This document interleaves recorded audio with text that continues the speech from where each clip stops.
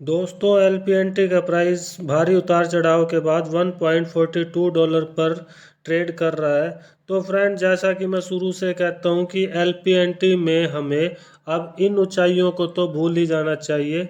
फिलहाल एलपीएनटी के लिए तो जो मैं आपको कहता रहा हूं कि $7 का जो एलपीएनटी का टारगेट अब उसका स्ट्रोंग रेसिस्टेंस बन चुका है, जहां से एलपीएनटी मुझे नहीं लगता कि इन फ्यूचर बहुत आसानी से मूव ऊपर की तरफ कर सकता है। तो आज हम डिफरेंट टाइम फ्रेम पे एलपीएनटी को जानने का प्रयास करेंगे और अपना आइडिया लगाएंगे कि एलपीएनटी में अब किस प्राइस पर कैसे इन्वेस्ट करना चाहिए। तो फ्रेंड, एलपीएनटी को जानने के लिए पहले हम वीकली कैंडलस्टिक पे एलपीएनटी को समझते हैं।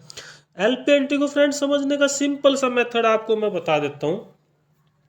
आप अगर ध्यान से देखो ना, एलपीएनटी ने यहाँ से गिरावट हुई तो गिरावट होने के बाद एलपीएनटी अपनी पिछली जो सपोर्ट है वहाँ से चैनल मिलाता है। अगर आप ये देखो ना, यहाँ से गिरावट होने के बाद एलपीएनटी इस चैनल से, इस ग्रीन कलर की कैंडल से मिलता है। उसके बाद गिरावट होने के बाद एलपीएनटी फिर से ग्रीन कलर की कैंडल के साथ पिछले चैनल के रेसिस्टेंस से मिलता है और उसके बाद फिर से एलपीएनटी में गिरावट होती है। और गिरावट के बाद आप ध्यान से देखोगे ना फ्रेंड, फिर से ग्रीन कलर की कैंडल से ये जो एलपीएनटी का रेसिस्टेंस है यहाँ पर अपना चैनल मिलाता है।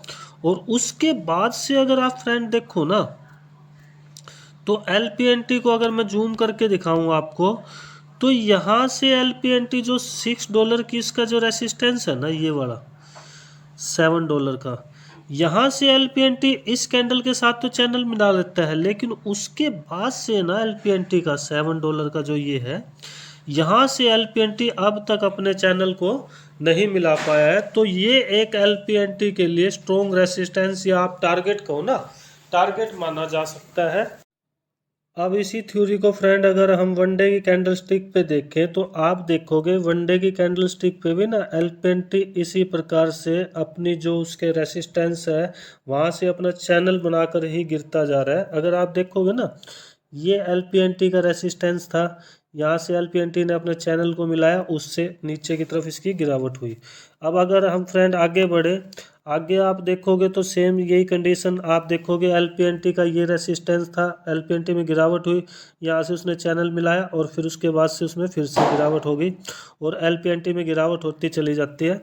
अब अगर फ्रेंड आप यहाँ पे देखोगे ना, उसके बाद एलपीएनटी में फिर से ये रेसिस्टेंस बन जाता है और इसकी ये रेसिस्टेंस एलपीएनटी का जो होता है, एलपीएनटी में फिर से गिरावट होती है और जब वो चैनल मिलाने के लिए फिर से इस रेसिस्टेंस को मिलता है और उसके बाद से एलपीएनटी में फिर से गिरावट होती है।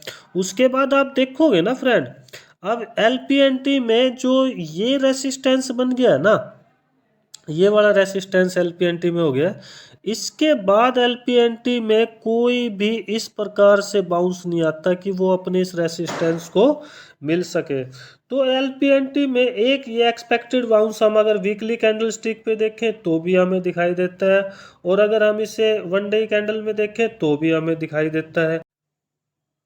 अब क्वेश्चन उठता है फ्रेंड कि एलपीएनटी में स्ट्रेटजी क्या बनाई जाए। तो फ्रेंड, अगर एलपीएनटी को आप इसी वन डे कैंडलस्टिक चार्ट को अगर अब आप उल्टा करके देखोगे ना, तो ये अब एलपीएनटी के लिए एक रेसिस्टेंस बन चुका है जो गिरावट का है।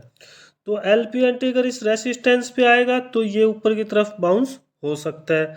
अब एलपीएनटी में जो ये रेसिस्टेंस बना है ना फ्रेंड, ये रेसिस्टेंस बना है $0.90 का। मीन्स अगर किसी को एलपीएनटी में पैसा इन्वेस्ट भी करना है तो वो $0.9 पे इसमें इन्वेस्ट करके एक लॉटरी की तरह अपने पैसे को इसमें इन्वेस्ट कर सकता है, जहां से एलपीएनटी अगर $7 तक की जंप अगर ले लेता है तो पैसा 7 to 8 टाइम्स होने के चांस हो सकते हैं। तो फ्रेंड, अब एलपीएनटी में देखो, ये एलपीएनटी ने एक मैसिव चैनल बनाने के लिए बाउंस तो लेना ही लेना है।